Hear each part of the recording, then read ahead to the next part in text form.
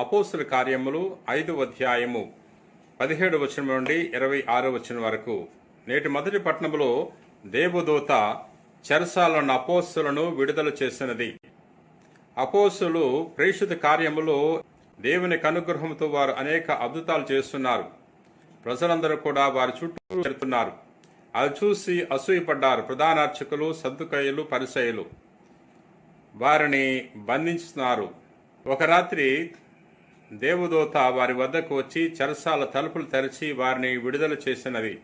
మీరు వెళ్లి దేవాలయములో జీవము గురించి బోధించండి అని తెలియచేయటం జరిగింది.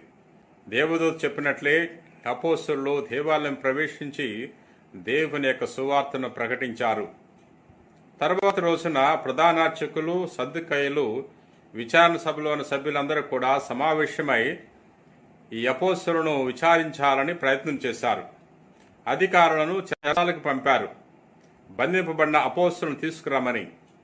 కానీ చెరసాల్లో అపోస్తలు లేరు. వారందరూ కూడా ఆశ్చర్యపోతున్నారు. ఆ చెరసాల వద్ద కాపలా కాసేవారు కూడా ఉన్నారు. అయినా చెరసాల తెరిచినప్పుడు లోపల ఎవరూ లేరు. అది తెలుసుకున్న వారు ఆశ్చర్యపోతున్నారు. ఈలోపు ఒక వ్యక్తి దేవాలయం నుండి వచ్చి తెలియజేస్తున్నాడు, మీరు బంధించిన క్రీస్తు శిష్యులు దేవాలయంలో ప్రకటిస్తున్నారు అని తెలియజేసినప్పుడు ఈ సద్దుకయ్యులు, ప్రధానార్చకులు ఎంతో ఆశ్చర్యానికి గురవుతున్నారు. ప్రియా సహోదరి సహోదరులారా, ఈ అపోస్తలులు ప్రభు యొక్క ప్రేషిత కార్యాన్ని చేశారు. ప్రభు యొక్క పనిని చేశారు. నిస్వార్థ బుద్ధితో క్రీస్తు ప్రభు యొక్క సువార్తను ప్రకటించి ఉన్నారు. తమ పని కొరకు కాకుండా దేవుని పని కొరకు పూనుకున్నారు. కాబట్టి దేవుడు వారికి తోడయ్యాడు. దేవుడు వారికి అనేక అద్భుత శక్తులను ఇచ్చాడు. దేవుడు వారికి ధైర్యాన్ని ఇచ్చాడు. దేవుడు తన తోత ద్వారా వారికి చెరసాల నుండి విముక్తిని కూడా దయచేసి ఉన్నాడు. ప్రియమిత్రులారా, మనం కూడా ఈ అపోస్తలుల వలె దేవుని పని చేస్తే దేవుడు తప్పకుండా మనకు సహాయపడతాడు. దేవుని యొక్క కార్యములో మనం కూడా భాగస్సులు కావాలి. ఈ సువార్త సేవ చేయటం దీవెనకరము. మరి క్రీస్తు యొక్క సువార్తను ఇతరులకు చాటి చెప్పాలి. ఈ అపోస్తలులు ఏ విధంగా అయితే ధైర్యముగా సువార్తను చాటి చెప్పారు, అదే విధముగా దేవుని యొక్క పనికి మనం పూనుకుంటే దేవుని యొక్క హస్తము ఎప్పుడు కూడా మనకు తోడై ఉంటుంది. ప్రియా మిత్రులారా, నేటి సువిశేషము యోహాను సువార్త 3వ అధ్యాయము 16వ వచనం నుండి 21వ వచనం వరకు. దేవుడు లోకమును ఎంతో ప్రేమించి తన ఏకైక కుమారుని ప్రసాదించను. ఆయనను విశ్వసించు ప్రతివాడు నాశనం చెందక నిత్య జీవం పొందుటకై అట్లు చేయను. దేవుడు తన కుమారుని లోకమును రక్షించుటకు పంపినే కాని దానిని ఖండించుటకు పంపలేదు. విశ్వసింపని వాడు ఖండింపబడియే ఉన్నాడు. ఎలయనా దేవుని ఏకైక కుమారుని నామమున అతడు విశ్వాసముంచలేదు.